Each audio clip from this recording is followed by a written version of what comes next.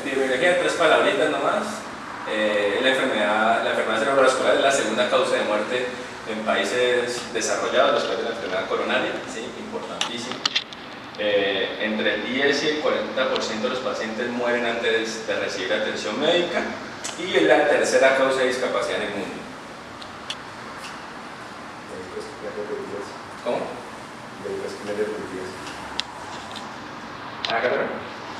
Aquí el dedito. Bueno, esta frase es una frase que usa todo el mundo.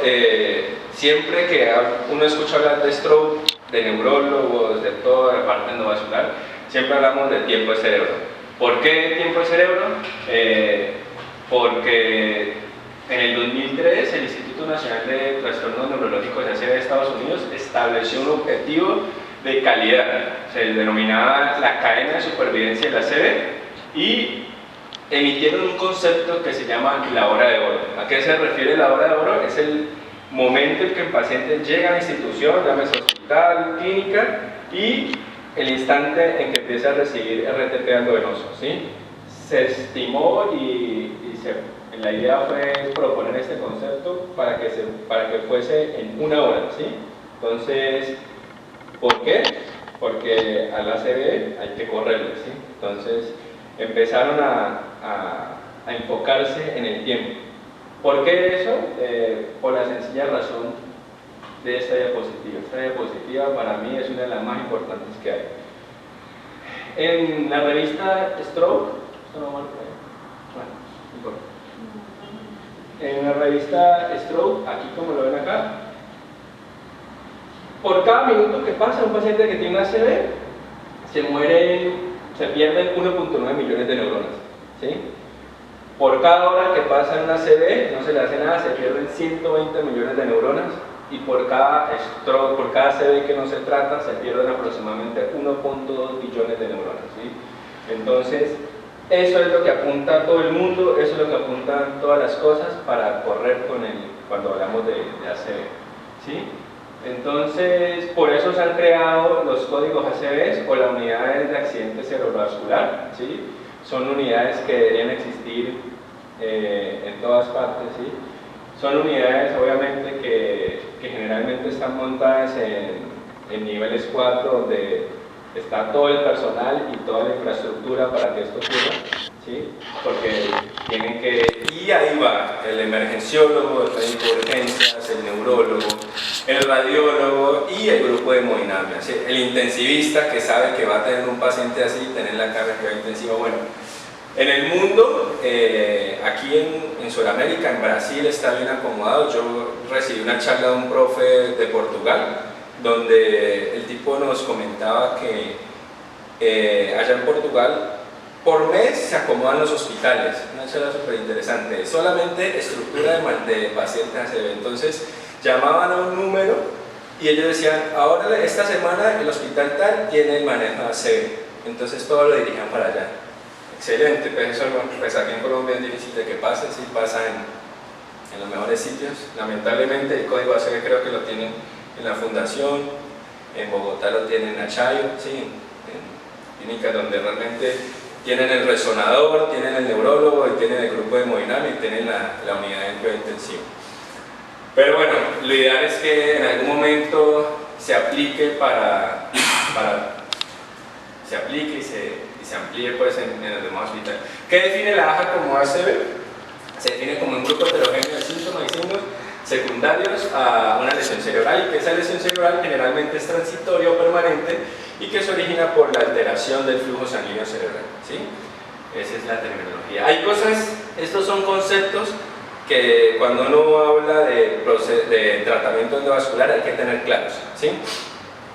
Conceptos que cuando nosotros tratamos un paciente que tiene un stroke, hay que pensar que tiene un trombo en la cerebral media, entonces vamos a revascularizar ese paciente. Cuando vamos a hacer una revascularización, ¿a qué nos referimos? A mejorar, a hacer todas las cosas que mejoran el flujo sanguíneo del cerebro, ¿sí? Y dentro de esas cosas van la recanalización y la reperfusión. Recanalización no es lo mismo que reperfusión, ¿sí? Son términos que son importantes. Recanalización es la parte anatómica, es ir, abrir el vaso, ir, subir catéteres, subir el stent driver, traccionar, sacar el trombo, abrir el vaso, ¿sí? Reperfusión, en cambio, es la parte funcional, ¿sí?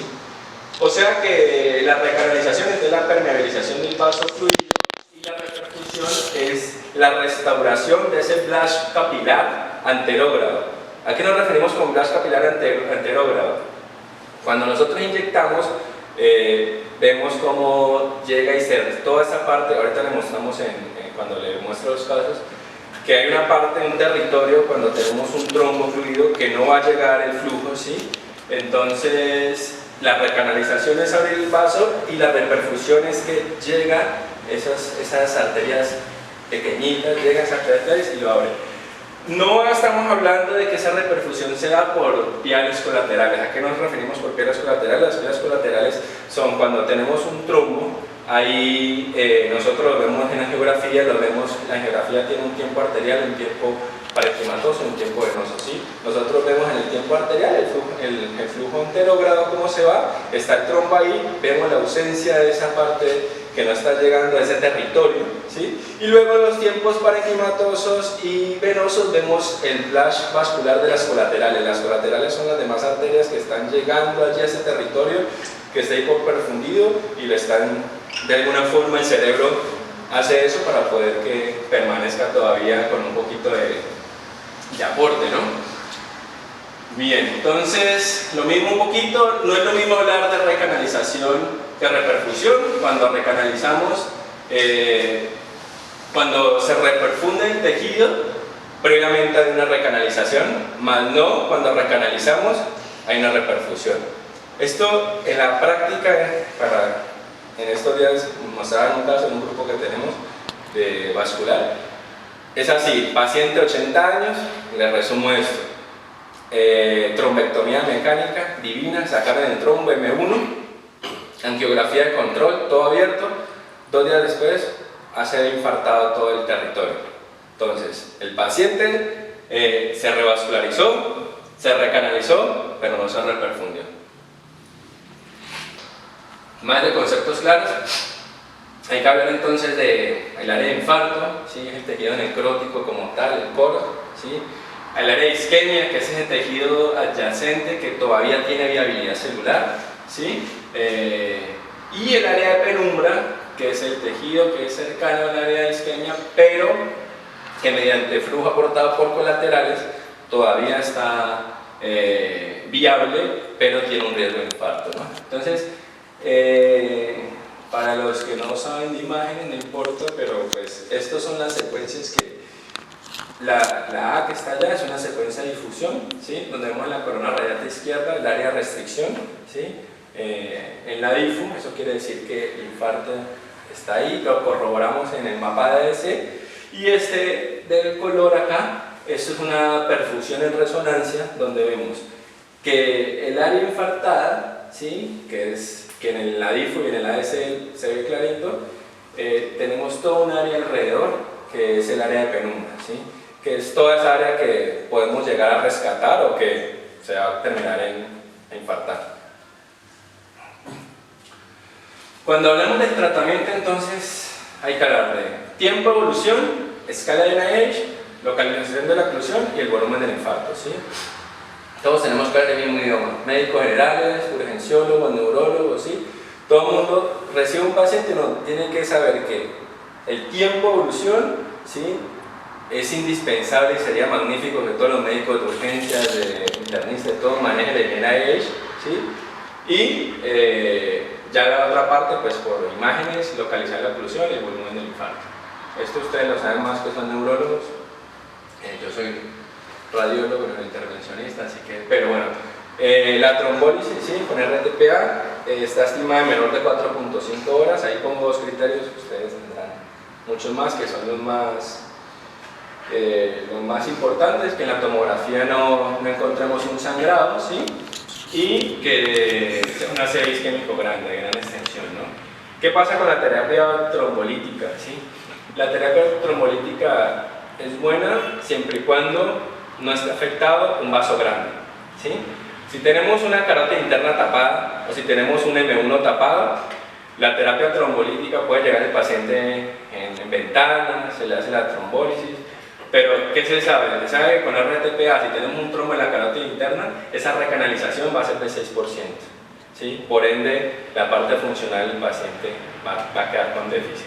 Y si ese trombo está en M1 y en M2, la recanalización va a ser de un 30%. Lo que estábamos hablando ahorita del NIH, siempre yo creo que nosotros, como cuando yo hice las especialidades, éramos neurocirujanos, mis compañeros y radiólogos nosotros, ¿sí? Y así todo nos obligaban a hacer el NIH, ¿sí? O sea, un radiólogo haciendo un NIH lo aprende. Somos médicos, yo creo que tendría que hablar el mismo idioma y todo, independientemente, uno tiene la tablita y va adquiriendo agilidad a medida que va haciendo NIH, ¿sí? Lo ideal en lo que se estipula del NIH es que por una persona entrenada se tiene que hacer en 7 minutos, ¿sí? Eso es lo que dicen las normas, ¿sí? El NIH está muy bien adaptado al español, ¿sí? Y dice que tiene casi los mismos beneficios y las mismas características. ¿Qué nos permite el NIH? Valorar la gravedad neurológica del paciente, y también está muy relacionado en la tomografía con el tamaño del infarto. Estos son nos valora la gravedad, la severidad, va de 0 puntos hasta 42 puntos, ¿sí? Tiene 11 subcategorías, ¿sí? Entonces tenemos un infarto menor de 1 a 4, NIH 1 a 4, de 5 a 15 un infarto moderado, moderado a severo de 16 a 20 y severo mayor de 20. Está la escala, simplemente es para que la conozcan, ¿sí? Ahí están los 11 criterios, motor, afasia, motor sin miembro superior, disartria, bueno, en fin, ataxia, todo lo... Bueno, diagnóstico por imágenes. Es ideal que si un paciente llega a un hospital, clínica, lo que sea, y identifiquemos que el paciente tiene un síntoma de una ACV, le tomamos una imagen, ¿no? Y todo eso tiene que ser en la hora de oro, ¿sí? En los primeros 60 minutos. Cuando el paciente, es ideal hacerlo, no podemos trombolizar si no tenemos una imagen, no sabemos si el paciente tiene un hematoma intraparenquimatoso, no sabemos si los síntomas que hizo es porque se le rompió una malformación y tiene una malformación rota, o si tiene una fístula que se le rompió, o si tiene un aneurisma que se le rompió y tiene hemorragia subaracnoidea, ¿sí? Pueden ser síntomas similares, ¿sí? Entonces, descartando todo eso, hematoma intraparenquimatoso, hemorragia subaracnoidea por otras causas, ya podemos decir, bueno, se tromboliza una ACV clínica NIH, se tromboliza o se lleva a terapia endovascular. Y obviamente sería muy bueno que los neurólogos están entrenados en la imagen y los médicos de urgencias casi no tanto, de reconocer signos precoces radiológicos, como es ese que tenemos ahí, la flechita donde está la flechita roja en la cerebral media derecha, que vemos una hiperdensidad, que lo ya mencioné la cuerda, bueno, tiene un montón de nombres. ¿Qué nos indica eso? Si está hiperdenso es porque ahí está el trombo en la cerebral media, ¿sí? No solamente está en la cerebral media, eso lo podemos ver en circulación posterior también, o sea, si no solo sirve en la cuerda, queda en la circulación anterior, lo podemos ver en P1, lo podemos ver en M2, lo podemos ver en cualquier territorio. Si el territorio es grande, se ve en M2 se ve como el signo del punto, o sea, un puntico en...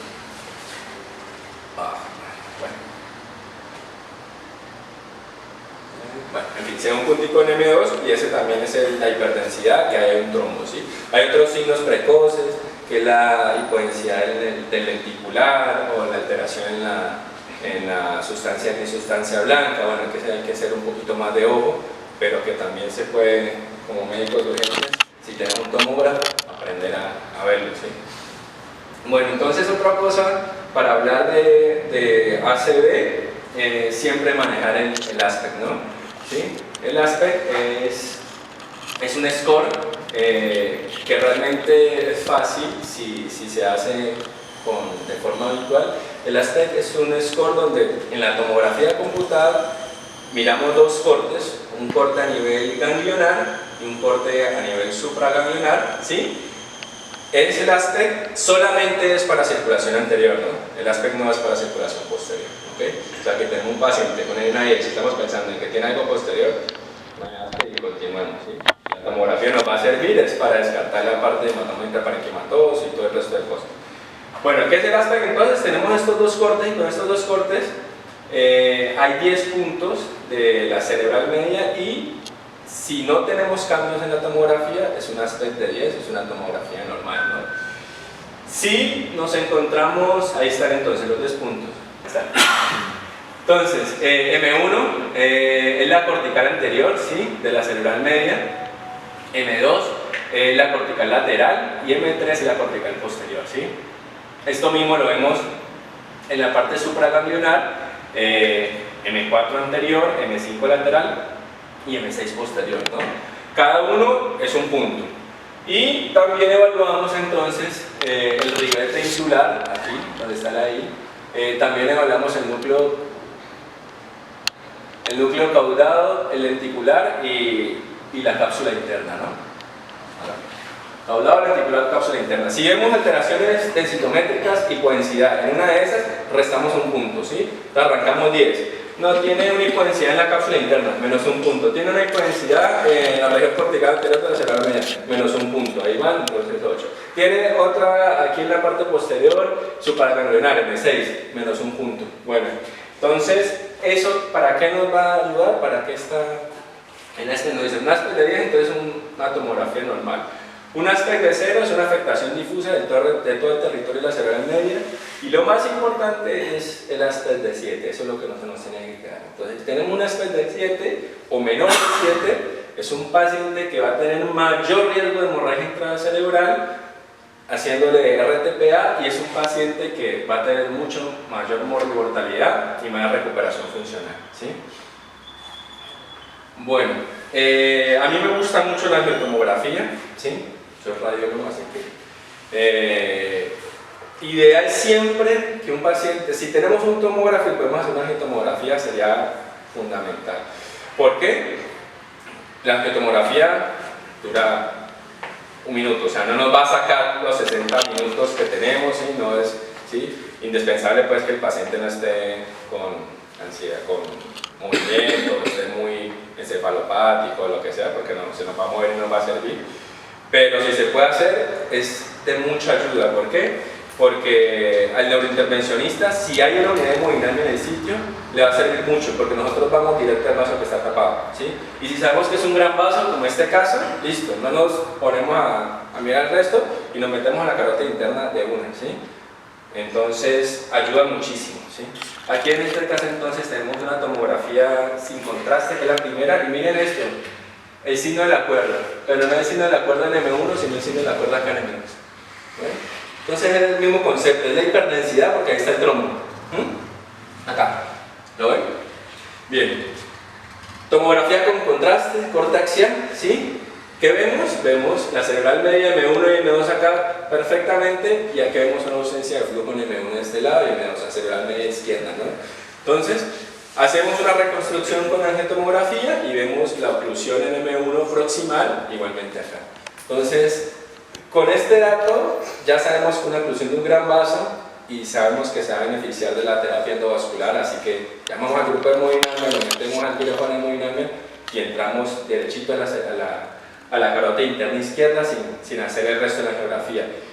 En endovascular nosotros vamos directo al vaso, nosotros no nos ponemos a hacer una angiografía normal, a ver el resto de los vasos cómo están, no. Vamos a la carótida que está afectada, vamos a la vertebral que está afectada, ¿sí? Esa es como la consigna siempre. Bueno, angioresonancia, ideal si estamos en un nivel 4 y tenemos un resonador. ¿Por qué ideal? Porque muchas veces en la tomografía, si estamos en pocas horas de evolución de una ACV, no vamos a ver nada. Sí lo vamos a ver en la difusión, sí lo vamos a ver en el análisis. Y la angioresonancia es de utilidad, ¿sí? Aquí tenemos, por ejemplo, esto es un T1 con gadolinio, ¿sí? Aquí vemos una ausencia de flujo en la carótida interna derecha y acá vemos esta angioresonancia muy bonita. Entonces esto es el sistema vertebrovascular, posterior está todo bien, vemos la carótida interna izquierda que abre M1 y M2 todo normal, vemos A1 y M1 del otro lado, pero no está la carótida interna del otro lado, ¿sí? Entonces uno piensa, bueno, tiene polígono, ¿qué tiene polígono? Que se está yendo por comunicante anterior o por comunicante posterior y que está pasando el flujo para allá, porque no tengo flujo en la carótida interna. ¿Sí? Aquí vemos la comunicante posterior en P1 que lleva el flujo para allá y abre esa parte. Entonces, Un angiorezo. Entonces, ¿qué hacíamos nosotros cuando estábamos en la especialidad? Subíamos, mirábamos la tomografía, mirábamos la GTC y ya sabemos qué hacer, ¿sí? Lo metíamos al resonador, le hacíamos el TOF, no necesariamente con contraste. Si el paciente es paciente renal, le podemos hacer una secuencia TOF que es sin contraste, ¿sí? Y dura, un TOF bien hecho dura 2-3 minutos, ¿sí? Y una secuencia de difusión rápida, todo. Un protocolo puede durar tranquilamente 7 minutos de resonancia y te aporta muchísimo, ¿sí? Incluyendo el TOF. Entonces vamos, y lo mismo que el angio-TC, vamos derechito al vaso a tratar. Ya sabemos que vaso está tapado, ya sabemos que tenemos que subir la carótida interna derecha y destapar ese vaso. Bueno, la resonancia entonces, si estamos en un servicio, no, ojo, no vamos a, porque queremos hacer la resonancia, no sacamos del hospital para que vaya una hora al resonador, y no, la idea es tenerlo todo ahí. Si no lo tenemos, entonces tomógrafo y listo. Si no tenemos tomógrafo, ahí sí tenemos que mandarle un sitio donde haya un grupo y donde tenga imágenes, porque pues, no podemos trombolizar, no podemos hacer nada si no tenemos una imagen, ¿no? La reso, esta es la secuencia de difusión, esta es la secuencia ADC, el mapa de ADC. Ahí vemos, por ejemplo, que es un compromiso grande en la cerebral media, un infarto que está comprometiendo casi todo el territorio de la cerebral media derecha, se corrobora con el ADC. Esto lo vemos en el FLAIR. El FLAIR es una secuencia de resonancia que es importantísima en pacientes, por ejemplo pacientes que desconocemos el tiempo en que hizo los síntomas, porque así hay muchos pacientes, lo más lindo es uno saber cuánto tiempo lleva, pero lamentablemente en la vida real a veces no podemos determinar cuánto tiempo lleva desde la ACV. Entonces, esto es una herramienta que nos sirve mucho.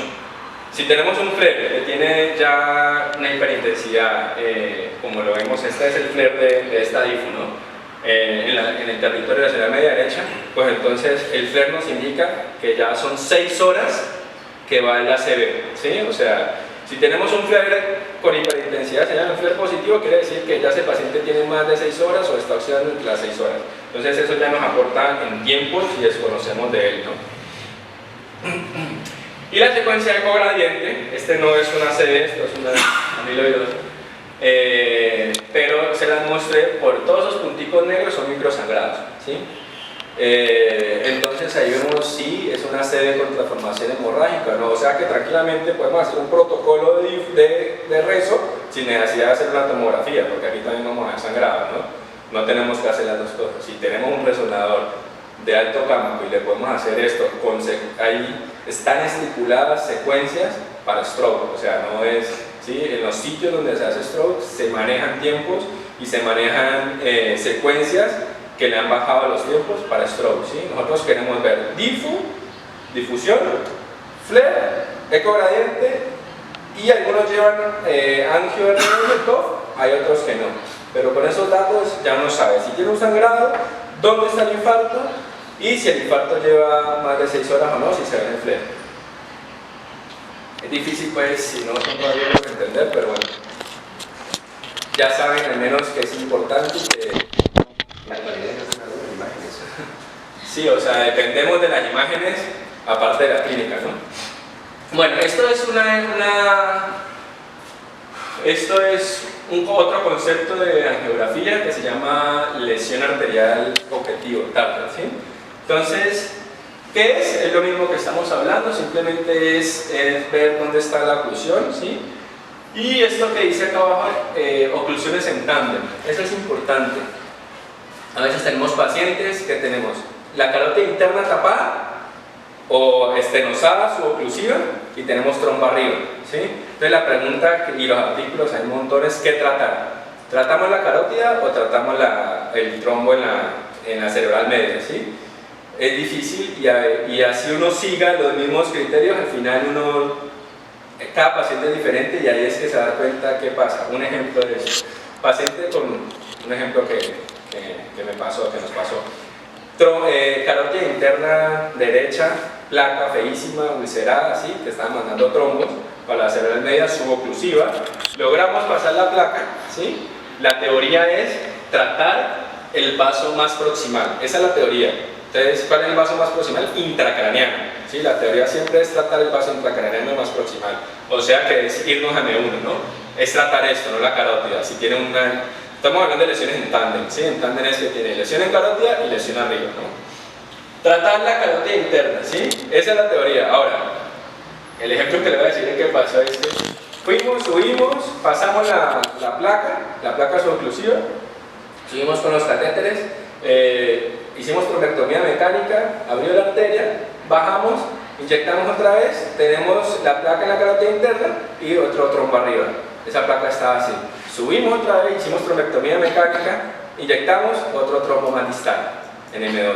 ¿Qué hicimos? Sí, la teoría dice que tratemos arriba. Si tenemos una placa que me está embolizando y con los catéteres estamos mandando, entonces se pone un stent en la carótida interna, ¿sí? Y eso estabiliza la placa, ahí subimos y ahí sí tratamos entonces el trombo en M1, donde está el trombo en la carótida interna.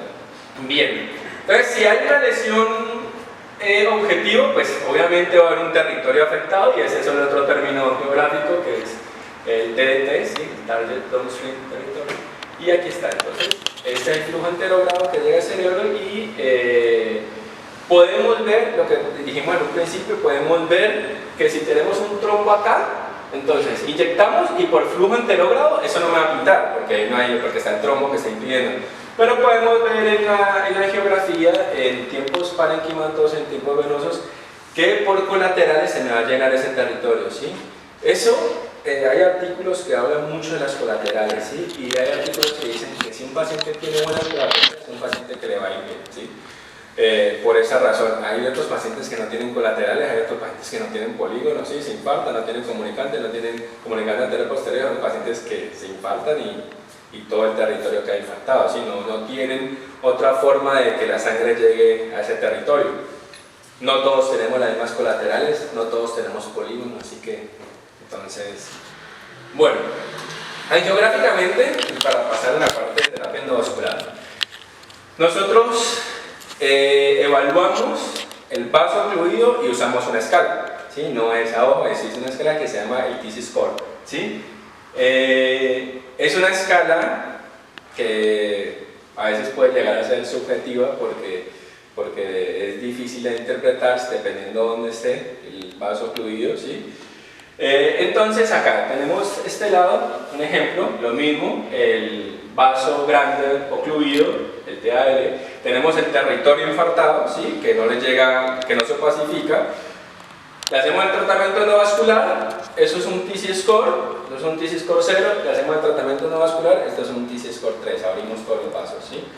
Siempre hablamos el mismo idioma, siempre en la geografía. El paciente ingresó con tantas horas de evolución, tenía un NAS tanto, ¿sí? Clínicamente, tenía un angio-TC con un trombo en M1, angiográficamente entró con un TC score de tanto y salió con un TC score de tanto, ¿sí? En el procedimiento, ¿sí? No hablamos de funcionalidad, esto es anatómico, esto es imagenológico, ¿sí? Abrimos la arteria, todo lindo, el problema es ver cómo continúa el paciente, ¿no? La parte funcional, ¿listo? Que a veces lo que siempre esperamos es que vaya bien porque abrimos el vaso, pero pues no en todas las ocasiones no va bien. No en todas las ocasiones tampoco podemos abrir los vasos dependiendo de la edad, dependiendo de la placa, del trombo. En las personas grandes, 70, 80 años, son placas con calcio y esos son dificilísimos de sacar. A veces no podemos, quedan con el mismo TIS y nos pueden sangrar, se nos pueden complicar, ¿sí? Pasa. Bueno, entonces el TIS score es, entonces, el día de mañana pues ustedes reciben una CB, que reciban un tratamiento, ay, ¿qué es esto? TIS score, claro, entonces es, ¿cómo llegó el paciente? Y así lo hacemos en el informe, que en el informe que uno entrega, paciente con un TIS score, ingreso, tanto tiempo de procedimiento, actividades con eso, y termina con un TIS score de tanto. Ese es un recorte. Así tendríamos que hablar el mismo idioma todo el mundo. El TIS score 0 es un vaso que está tapado, que no tiene perfusión distal, ¿sí?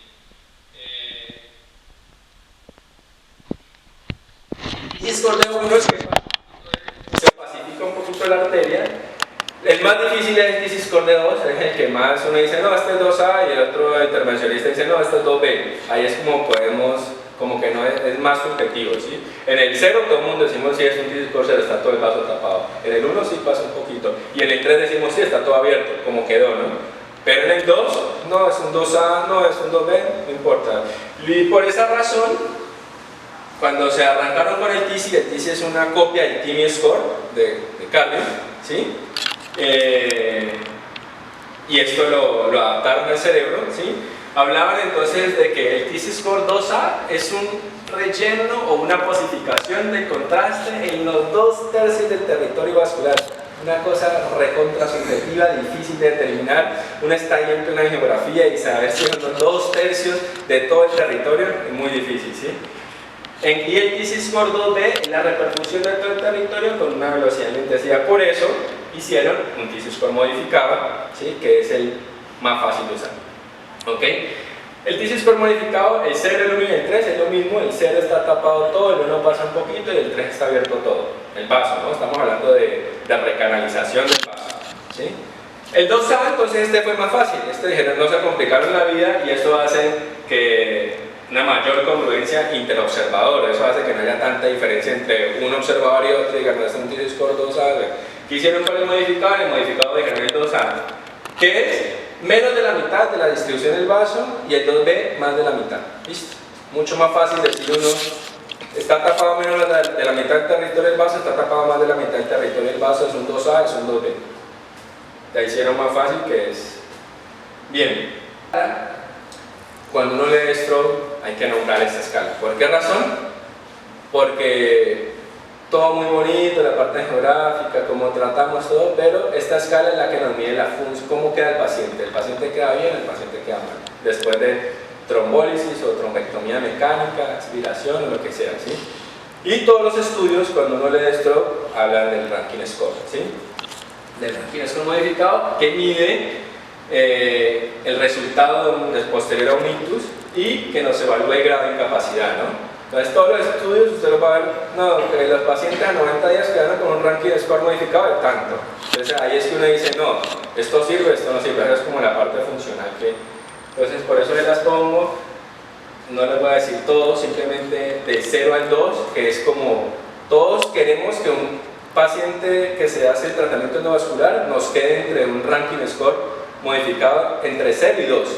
¿Sí? O sea, que el paciente sea un paciente funcional, que eso es lo que queremos, y evitar la discapacidad, ¿no? Con todo esto. Entonces, el paciente de 0, un Rankin Score 0 es un paciente 0, el 1 es un paciente con un grado de incapacidad muy leve, es un paciente que puede realizar las tareas y actividades habituales sin limitaciones. El Rankin Score modificado 2 es un grado de incapacidad leve, donde el paciente puede realizar actividades previas, pero no puede valerse por sí mismo, pero no necesita ayuda, ¿sí? Entonces a eso queremos llegar, a que un paciente llegue con un IH elevado, con una afectación neurológica muy severa y que funcionalmente quede entre un Rankin Score de 0 a 2, ¿sí? Y a eso apuntan los estudios, por eso les muestro, porque ahorita les voy a mostrar los estudios. Bien, montón de estudios que se hacen, ¿sí? Estos 9 que hay ahí son los más significativos, no les voy a nombrar todos porque aburridor, pero les voy a nombrar los más importantes, porque todos esos dibujitos, ese es el trombo, y nosotros en endovascular podemos tratar a un paciente de dos formas. Podemos hacer tromboaspiración o podemos hacer trombectomía mecánica, ¿sí? Depende de muchas cosas, depende de los insumos que tengamos, si tenemos catéteres y tenemos el sistema de tromboaspiración en el sitio donde estemos, porque puede ser hemodinamia sin haber tromboaspiración, ¿sí? Y podemos tener, si tenemos o no tenemos catéteres para llegar allá, ¿sí? Y la otra cosa que tenemos es la parte de trombectomía mecánica, ¿no? Entonces, dependiendo de cómo esté entrenado también el profesional que esté haciendo el procedimiento, hay mucha gente que se dedica solo a hacer tromboaspiración y suben unos catéteres que son hermosos con un Sofia Plus, llega uno, es un catéter que uno lo puede subir hasta M1, aquí está el trombo en M1, pone uno en catéter ahí y aspira, ¿sí? Aspira con bomba de aspiración, en el mercado en el momento existen solo 2 bombas de aspiración, hace poquito arrancó la otra, de Stryker, esta es de Penumbra. Y hay mucha gente que hace tromboaspiración con jeringa y les va muy bien. O sea, eso es como está entrenado, como le han dado resultados, ¿sí? Igualmente, el neurointervencionista entra, sube el catéter, tromboaspira, no sale nada, otra pasada, no sale nada, listo, plan B, trombectomía mecánica, ¿sí? Y hay muchas técnicas que se usan que se llaman, por ejemplo, solumbra, que es solitaire, que es el stent driver, más penumbra, que es expiración, o sea, es aspirar, hacer trombectomía mecánica, en fin. ¿Qué quiere uno? Es sacar el trombo. Ese es el fin. Uno quiere sacar el trombo. ¿Uno cómo lo quiere sacar? Aspirando o con trombectomía mecánica, pero hay que sacar el trombo. Esa es la idea, ¿no? Si está en la escuela de tromboaspirar y le da resultado, listo, hágalo. Si está en la escuela de trombectomía mecánica y le da resultado, hágalo. Si no, vaya allá acá, pero la idea es sacar el trombo, ¿sí? Lo más rápido posible, ¿no? Bien. Estos estudios que están ahí fueron los primeros que empezaron a hablar del beneficio de la parte de endovascular con respecto al RTPA, ¿sí? Arrancaron con el Mr. Clean entonces. Esto es un grupo holandés, es un estudio holandés que se hizo en el 2014, donde se publicó en el New England Journal, ¿sí? Los puntos claves, no va a ser muy largo esto, simplemente vamos a hacer puntos claves, métodos y conclusiones, ¿no?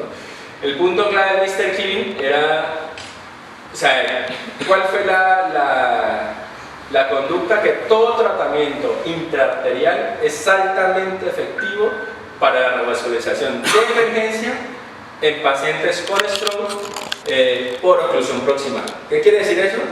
Que hay beneficio en pacientes con oclusión proximal. Si no estamos hablando de vasitos distales, estamos hablando de carótida interna, M1, M2, ¿sí? Esos son oclusiones proximales, ¿sí? Estos pacientes se benefician de la revascularización, ¿sí?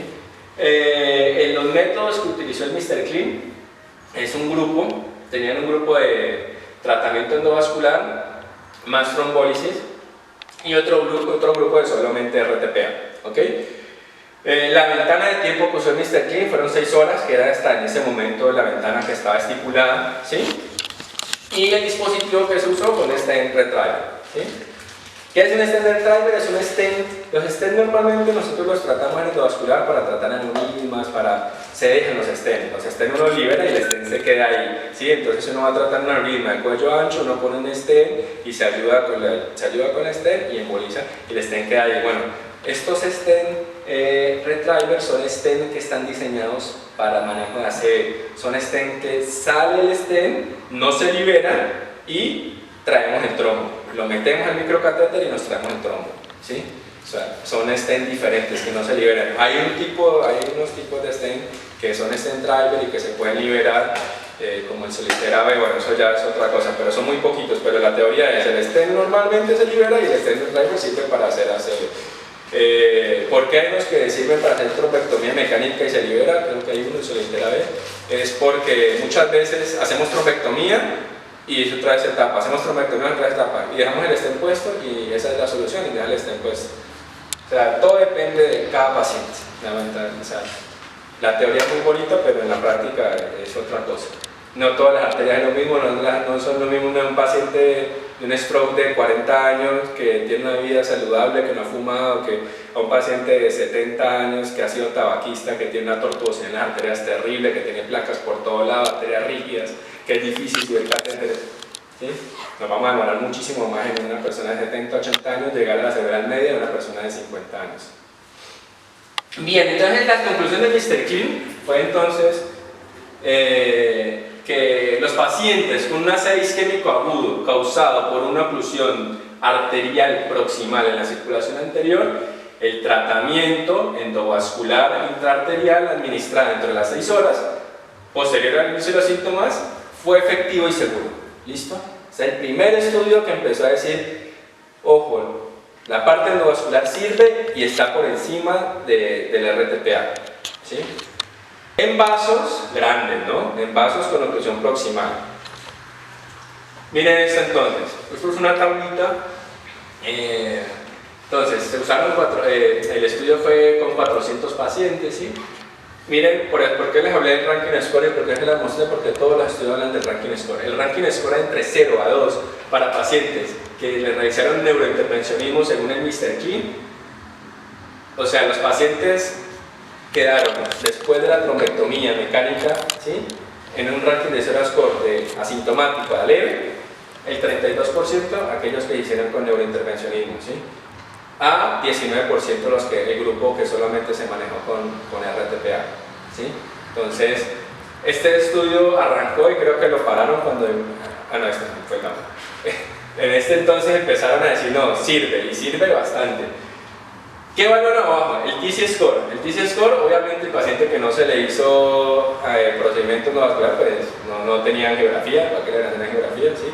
O sea que no era valorable la geografía, y estos pacientes terminaban con un TC score de 2, B3 en relación al inicial que llegaron en un 58%.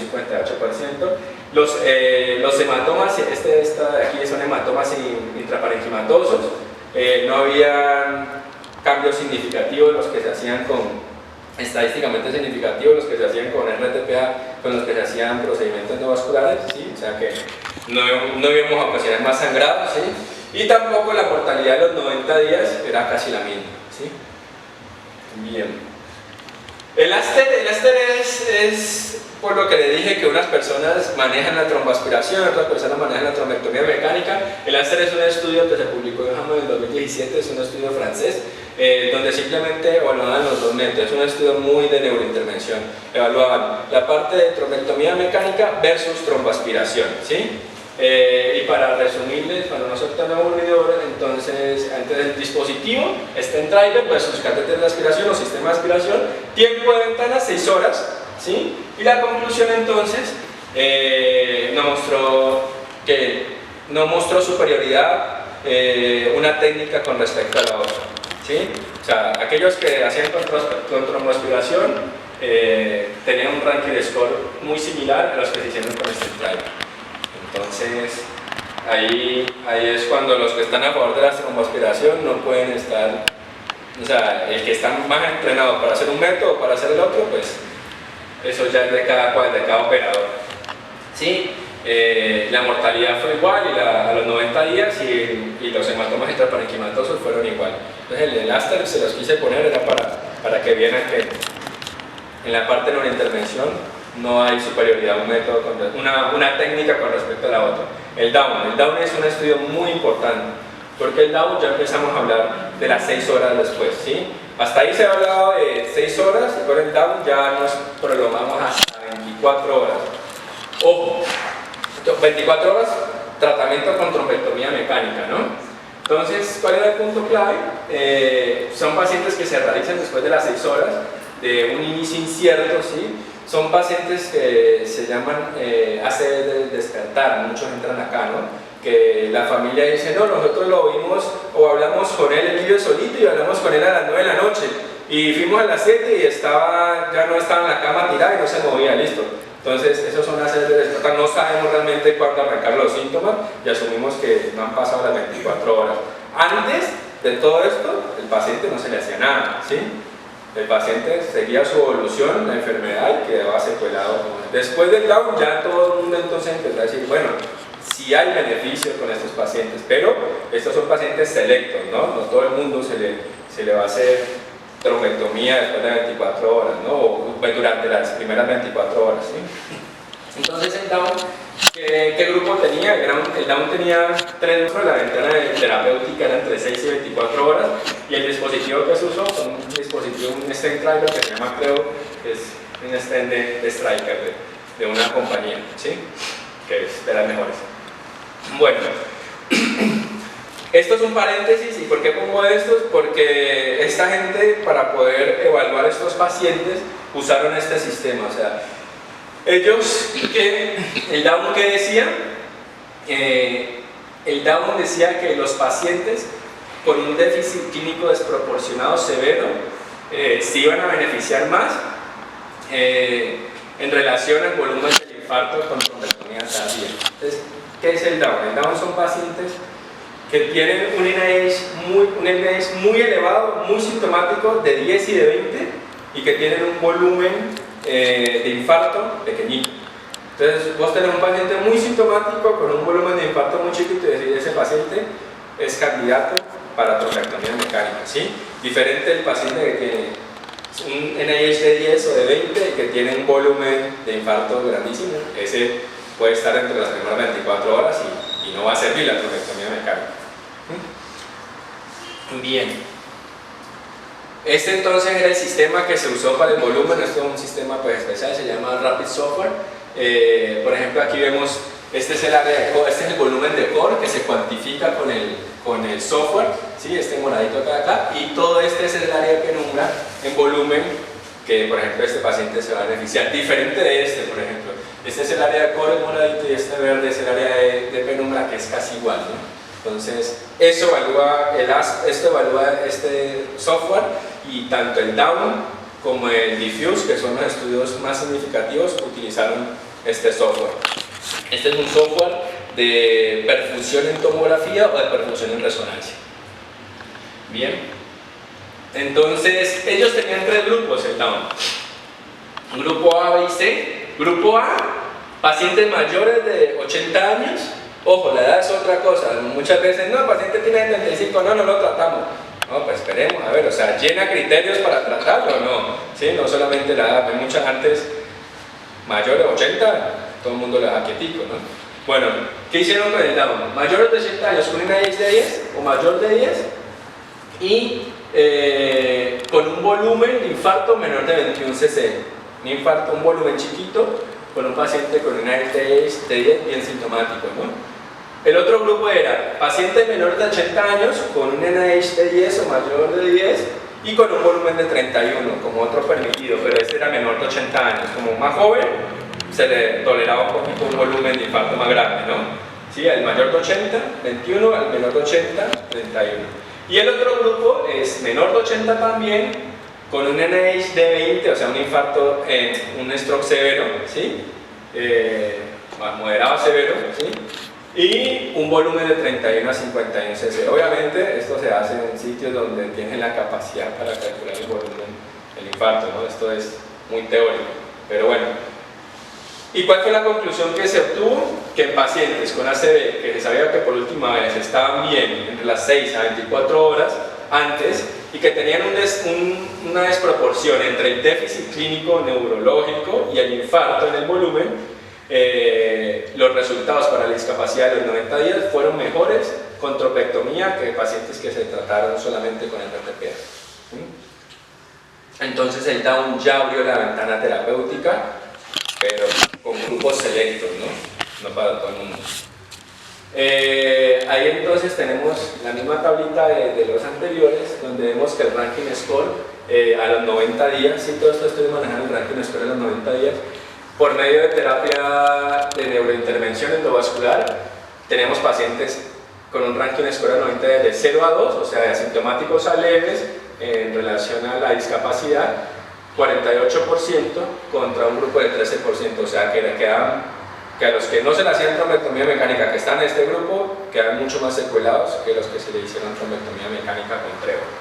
El T-score 2B, altísimo, ¿sí? Llegaron a un T-score 2B mayores de 83, 84%, y la parte de la hematoma, siempre evalúan esto, ¿no? Todos los estudios, los hematomas intraparenquimatosas en sangrado, es casi igual tanto en los dos grupos, sin diferencia estadística significativa, igual la mortalidad a los 90 días, ¿sí? Bien, y el último estudio, como para no marearnos tanto, es el Diffuse, ¿sí? El Diffuse también usa el mismo software que usa el Down, ¿sí? Y este es un poquito más confuso. Esto es un trombectomías para pacientes de stroke de 6 a 16 horas, ¿sí?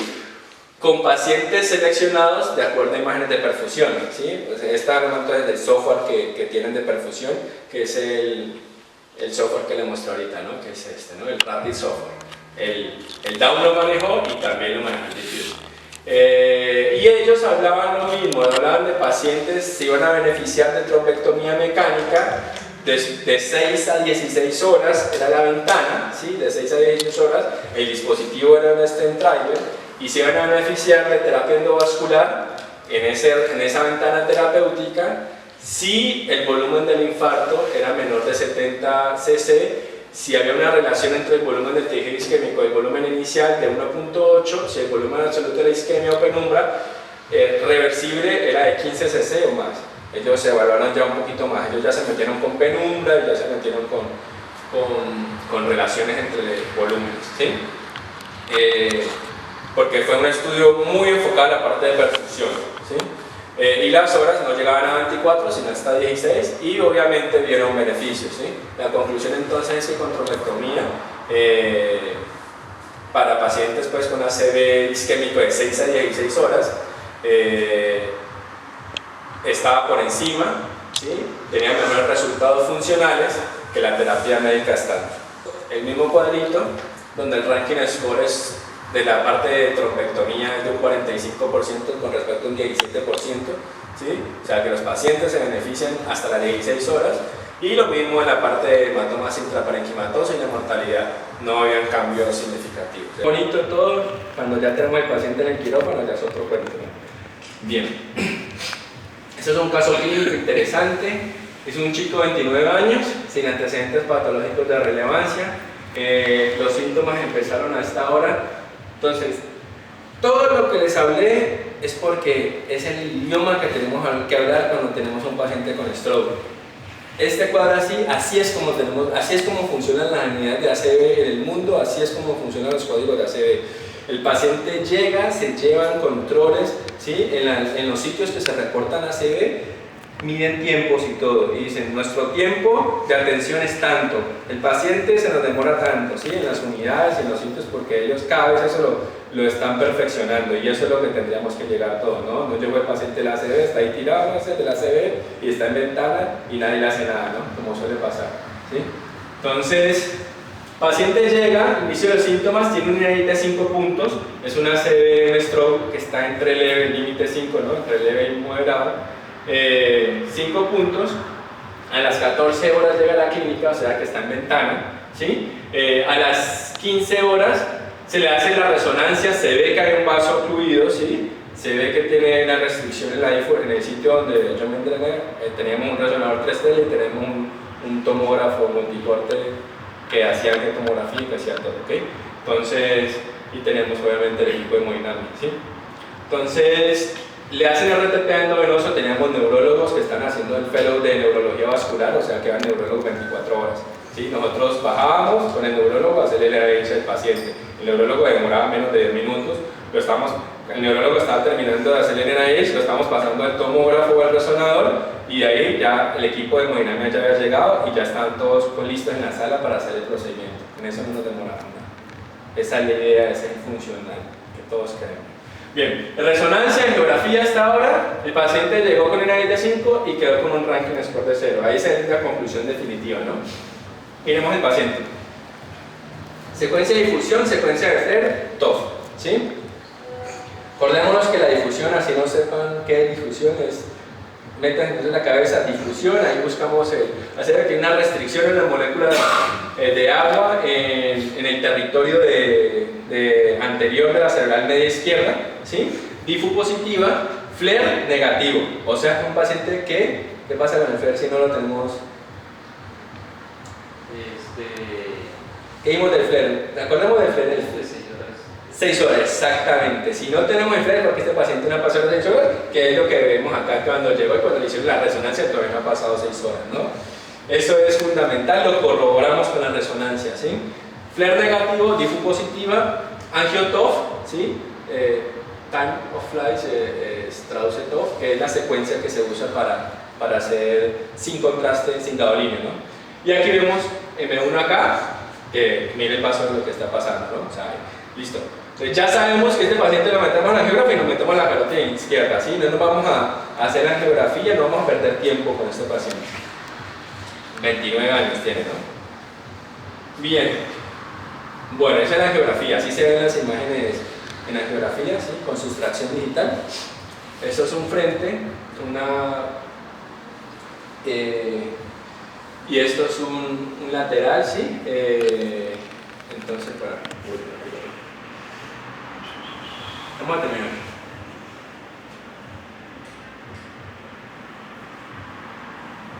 Volvemos a ver aquí algo similar, ¿no? Un defecto de relleno aquí, previo a la bifurcación, ¿sí? Eso es lo que buscamos en la geografía y lo vemos muchísimo mejor en el perfil aquí hay algo importante. Aquí vemos este hueco. Y miren esto. Estos son los tiempos de la geografía. Entonces, tenemos el tiempo arterial, que es este inicial, donde vemos un hueco aquí. Y tenemos, todos estos son los colaterales viales. ¿Ven cómo se ven? Que es diferente del resto. Bueno, estos son los colaterales que podemos ver en la geografía, que no es mentira. Esto es un caso que tiene por colaterales viales, está llenando ese espacio que está tapado ahí. ¿Sí? Pues vamos a ver, pues si no, son los otros casitos. Y este caso es interesante porque este no es un TISI tan fácil. Este no es un TISI que dice está tapado de meuro, listo, no. Este es difícil, de hecho el vaso no es difícil de encontrar. Entonces, volvemos aquí. Ahí tenemos el hueco, ¿sí? Aquí tenemos el espacio, tenemos la ausencia de flujo, ¿sí? Este es el territorio que hablábamos, el TET, ¿sí? Este es el tiempo arterial.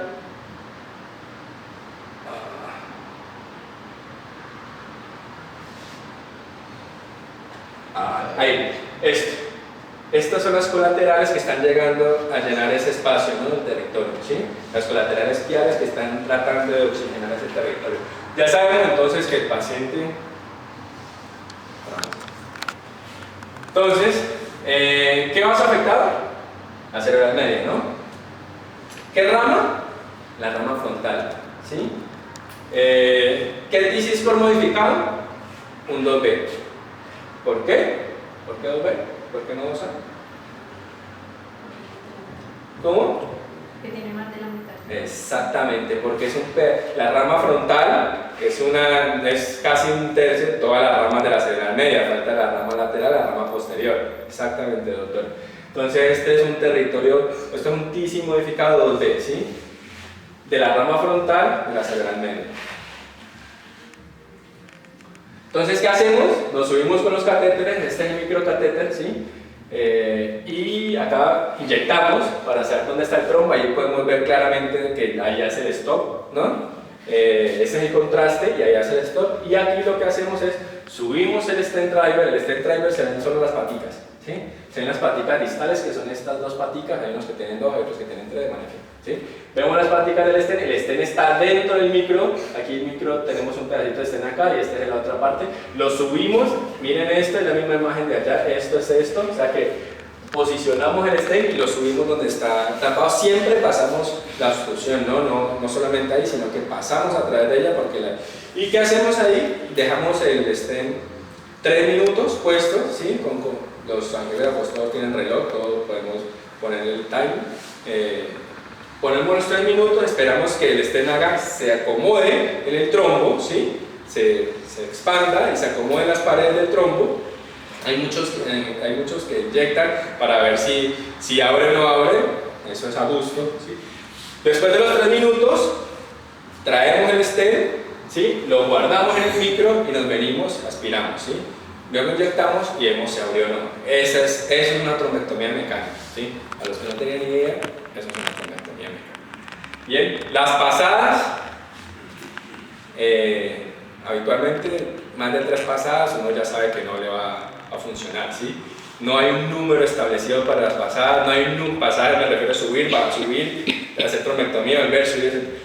Y tampoco no hay un número determinado de cuánto tiempo deja uno el stent driver puesto, ¿sí? En la escuela que yo aprendí lo dejamos 3, hay unos que le dan 5 minutos, ¿sí? Y funciona. Post-trombectomía mecánica, ¿qué pasa? Ya se ve mejor el relleno, ya no se ve el defecto de relleno, ¿sí? El frontal siempre es más difícil de ver para la cerebral media, ¿no? Por eso siempre hacemos AP Town y perfil estricto, ¿no? Son las proyecciones angiográficas, ¿no?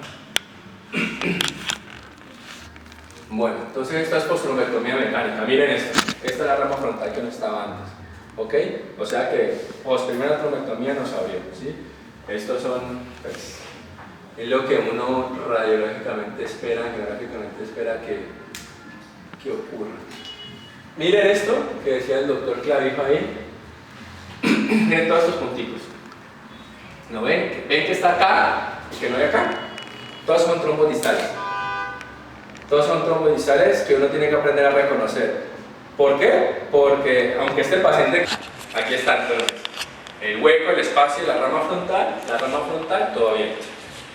¿Listo? Bien, este es el caso 2. Este es un paciente de 57 años, joven, tabaquista, con un NIH elevado de 14, ¿sí?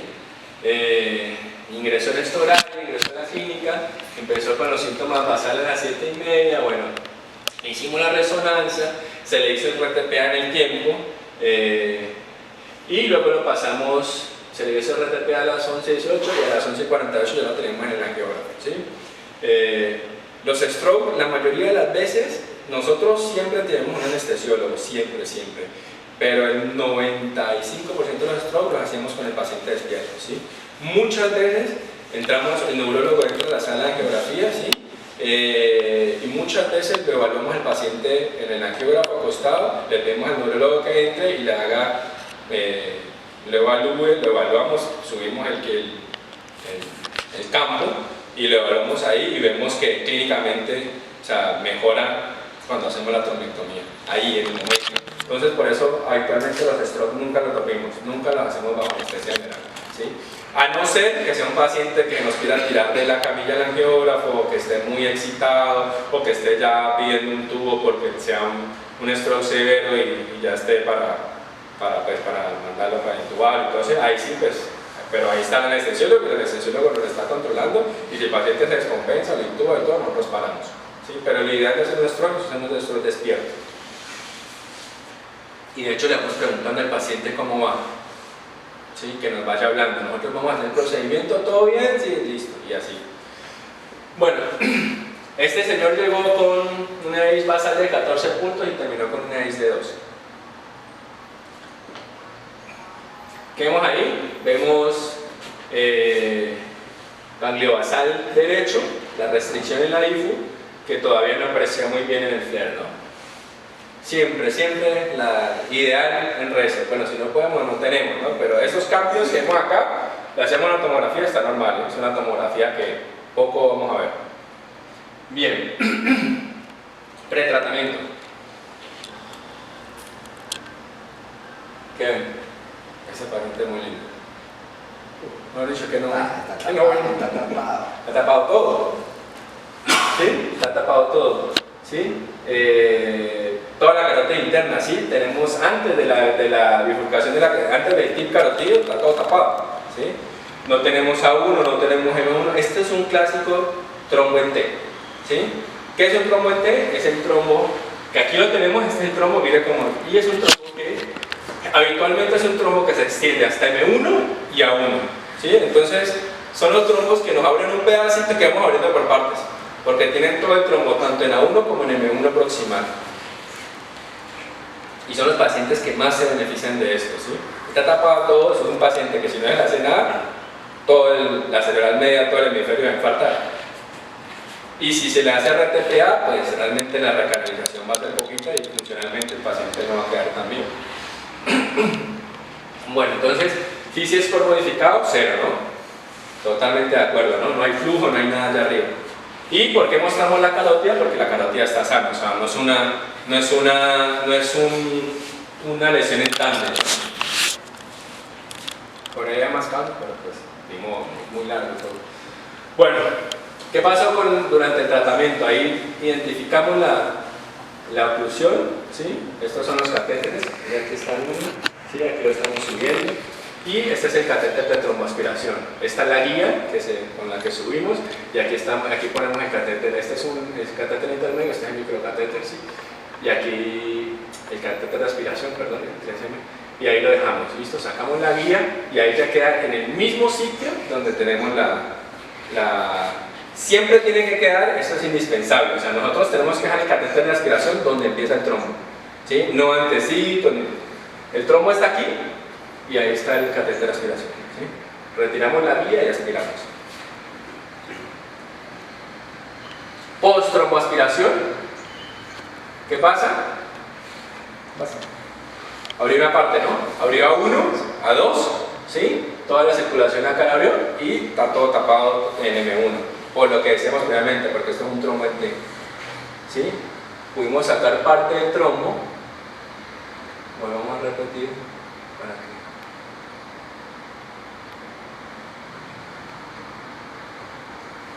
Entonces abrió. Bien, ¿qué hacen muchos? Inyectan con él. Entonces se puso el stent, mira aquí la falta de flujo, pero ¿por qué hay acá flujo? Porque el stent driver lo estamos poniendo hasta acá, bien distal. El stent driver sí, en cambio, no es como el tromboactivación que se deja antes del trombo, sino que es decir, atraviesa el trombo, ¿sí? Y se posiciona donde está el trombo. Entonces lo ponemos bien distal, entonces inyectamos a través inyectamos y hacemos la adquisición con el stent puesto y vemos cómo abre con el stent puesto, ¿sí? Mucha gente hace eso, otros no, pero pues no lo simplemente lo deja ahí. Y evalúa después de que retira el stent, ¿no? Con flujo, ahí tiene el stent y tiene flujo. Pero ¿qué pasa? Sacamos el stent y postromectomía igual, ¿no? ¿Sí? No nos abrió. Es frustrante, pero o sea, es repetitivo y se abrió, y si no, volvemos a intentar y volvemos a intentar hasta que abra, ¿sí? Segunda tromectomía. Esto es un catéter que se usa mucho. Se llaman catéteres, son catéteres para ACV, son catéteres balón, ¿sí? Hay varios en el mercado, ¿qué hace eso? Se infla en la carótida interna y esto impide que coágulos o cuando no está aspirando o cuando no está viniendo cosas se vayan para otra parte, ¿sí? Entonces, porque está el baloncito aquí inflado. Entonces uno trabaja con el baloncito inflado y con el flujo de esta acá, esto es la carótida interna, ¿ok? Acá tenemos nuevamente, volvemos a posicionar el microcatéter con el stent para la segunda trombectomía, la segunda pasada, así le llamamos nosotros, ¿sí? Catéter guía balón, el segundo stent driver, ¿y qué pasa? Bueno, después de aspiración, trombectomía inicial, primera pasada, segunda pasada, abre la arteria, ¿no? O sea, no siempre es lindo como lo que vimos en el primer caso, que listo, sí, pusimos el stent, listo, abrimos la arteria, listo, estoy bien, ¿no? Dijimos tres cosas para poder abrir la arteria, combinamos técnicas, ¿no? Como aspiración y stent driver. Y acá vemos entonces que abrió todo, ¿no? Conclusión, no sabemos si va a ser la misma porque tiene trombos distales. A esto es lo que nos referíamos con recanalización, con todo ese palabrerío que lo confunde a uno, revascularización, recanalización, repercusión. Bueno, en la práctica es, recanalizamos el vaso, abrió la rama frontal que estaba tapada, pero tenemos trombitos distales, no sabemos cómo va a ser la repercusión, no sabemos cómo va a levantar el paciente, no sabemos cómo va a estar funcionando a los 90 días, ¿sí? A pesar de que tenía un NIH alto, lo decidimos tratar obviamente. Ahí estaba, aquí en la proyección AP down, frente, aquí vemos pues el defecto de relleno, vemos esta rama, este poli que se ve y vemos una ausencia de todo el resto de la rama en la cerebral media, ¿no? Ahí entonces repetimos, entonces el vaso afectado a la cerebral media, ¿sí? Es un T-score 2A, ¿no? Porque está menos de 50, de la mitad, ¿sí? Subimos el trevo. El trevo es el con que se hizo el down, el trevo es el catéter, el trevo es el stent driver, ¿sí?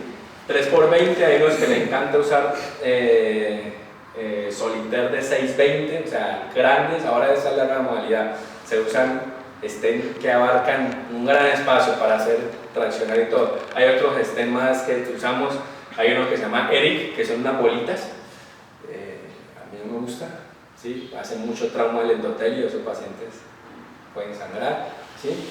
Acordémonos que estamos haciendo un efecto traumático, por eso es que en algunos casos pueden sangrar. El ERIC son 3 bolitas y que son, a mí no es, pero bueno, pero lo conocí y bueno, en fin. Entonces ahí está el trevo puesto, en el sitio donde está aquí están las patitas del trevo, fíjense, las patitas distales, ¿ven? Y aquí está, ve que el stent no se desprende, el stent queda ahí pegado, ¿sí? Se abre todo, se posiciona y uno lo ve abierto, ¿sí? Para mostrarle bien. Paciente tenía un TC2A, no lo pudimos, después de muchos intentos, después de tanto, no lo pudimos abrir, quedó igual.